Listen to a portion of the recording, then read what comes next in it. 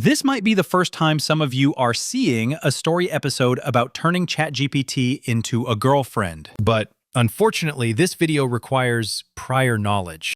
So, should I watch the previous video and come back? No!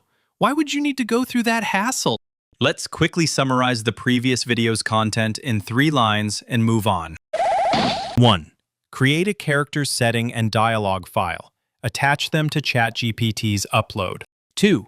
Ask GPT to write a prompt that instructs it to mimic the character using the setting and dialogue as references. 3.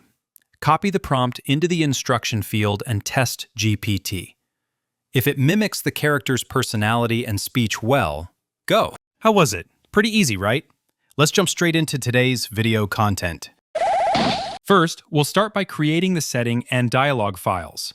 Imitating one character should take about 2 minutes and 18 seconds, just like in the last video. But if there are many characters, it gets a bit tricky. In fact, if you want GPT to mimic 12 characters simultaneously, your effort will multiply by 12 from this point on. Instead, I'll share a tip I didn't reveal in the last video. Oh, what is that tip? Not now, though. I'm holding that tip hostage to prevent you from leaving the video. You'll need to quickly start writing the character's setting and dialogue first. Here's an example setting guide. I envisioned a scenario where I converse with employees of an AI company, but I was struggling with how to define the employee's settings, so I just asked GPT. I asked it to explain the operating principles of AI, from data gathering and learning to generating outputs. GPT provided the answer. Let's take a look.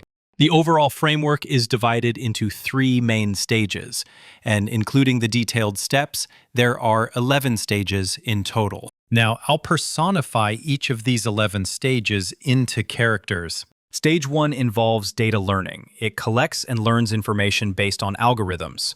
All right, head of the data learning department, name Algora. Next, AI uses crawler techniques for data learning. Head of the data collecting team, name Crawler. Next, data pre-processing, called NLP. Head of the pre-processing team. Name, NLP. Next, model training. Training makes me suddenly think of combat training. Let's give this character a random weapon and move on. Training team leader. Name is Lance. Next, we've reached stage 2 in less than a minute. Why not watch along and try predicting what names I'll give each character?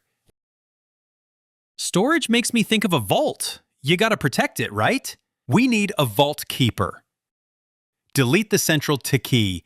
I've decided on Vulper. Vulper, you're now the head of the data storage and processing department. Next, time to pick the team leader for the data storage team.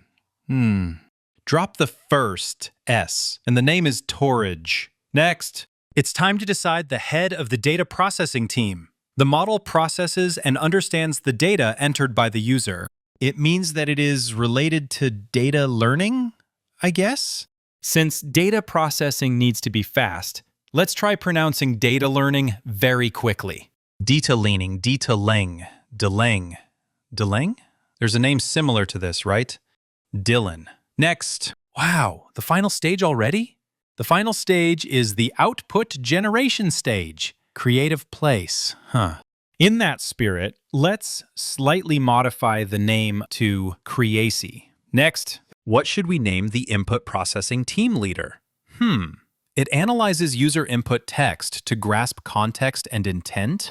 Let's modify the word intent.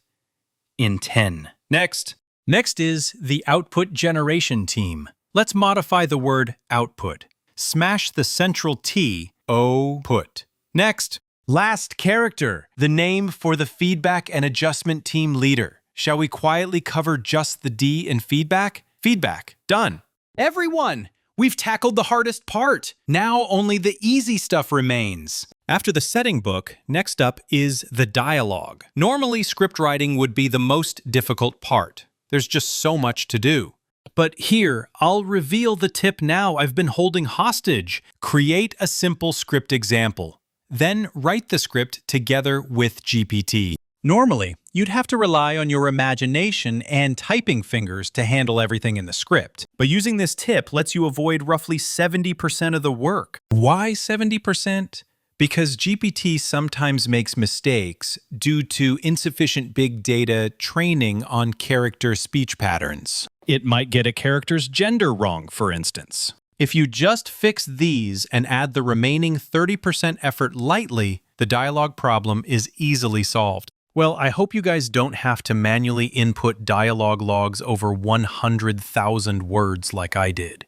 I learned this tip way too late. Anyway, once the setting guide and dialogue are complete, you're almost there. Now, give the setting and dialogue to GPT and tell it you want to create a GPT that mimics multiple characters simultaneously.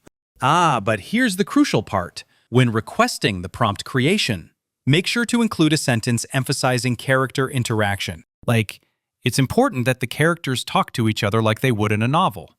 Otherwise, you could end up with 12 characters who never talk to each other at all and only converse with you, which is a very serious situation. Is it really that serious? Wouldn't it be a serious situation if you had to answer each of the 12 questions individually every single time? Above all, it's not fun at all. Anyway, after all that long effort, once you've secured the setting, script, and prompts, it's time to test your custom GPT. Did it turn out as intended? Mine worked out well, thankfully.